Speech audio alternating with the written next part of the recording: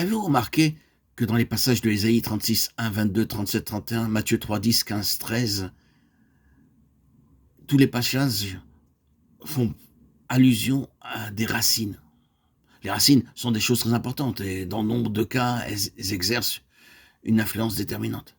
La vie d'un arbre, par exemple, dépend presque tout entière de ses racines.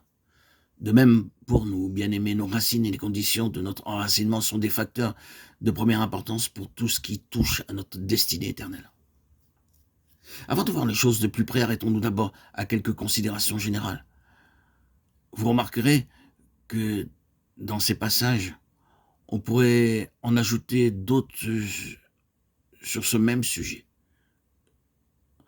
Les uns se rapportent à un enracinement normal et sain capable de résister avec succès aux influences adverses. Les autres se rapportent à un enracinement insuffisant et sans durée. Disons, pour commencer, quelques mots de cette seconde catégorie. Si nous examinons ce sujet dans la parole de Dieu, nous constatons que parmi ceux dont les racines ou l'enracinement s'est révélé insuffisant, on peut distinguer plusieurs cas spécifiques. Par exemple, dans Matthieu 3,10, déjà la cognée est mise à la racine des arbres. Cette parole de Jean-Baptiste rapporte à Israël. Pendant une période prolongée, Dieu a donné à son peuple l'occasion de se développer, de faire honneur à son maître. Dans tous les domaines, Dieu a pourvu à tout pour favoriser un enracinement sain et profond et assurer ainsi à son peuple une vie stable, durable.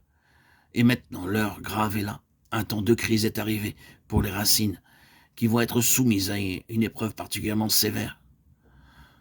Le résultat de l'épreuve, nous le connaissons. Une fois de plus, Israël a dû être déraciné. Peu d'années après que cette parole du Baptiste fut prononcée, le peuple fut arraché de son sol par les légions romaines, emportées par le grand ouragan du jugement de Dieu, dispersé çà et là à la surface de la terre. Depuis lors, il n'a jamais été replanté. La cognée a été mise à la racine de l'arbre. Et nous pouvons citer deux autres cas dans cette même catégorie. Dans Matthieu 13, il s'agit du semeur, dont une partie de la semence tombe dans des endroits pierreux. Elle lève aussitôt, mais quand le soleil paraît, elle sèche et meurt, faute de racines. Jésus nous donne à entendre que c'est là une image de ceux qui entendent la parole de Dieu superficiellement. Ils l'écoutent et jusqu'à un certain point la reçoivent. Au dehors, ils donnent tous les signes désirables d'une réaction juste et sincère.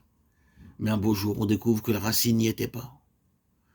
Ils ont une façon de recevoir, d'entrer dans le mouvement des choses, de participer au ministère de la parole, qui ne leur permet pas de subir les brûlantes ardeurs du soleil.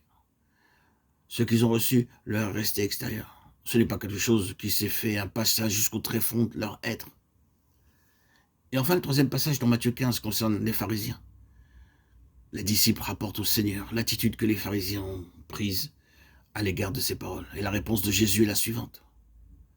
Toute plante qui n'a pas planté mon Père céleste, sera déracinée. Laisse-les. Ce sont des aveugles, conducteurs d'aveugles.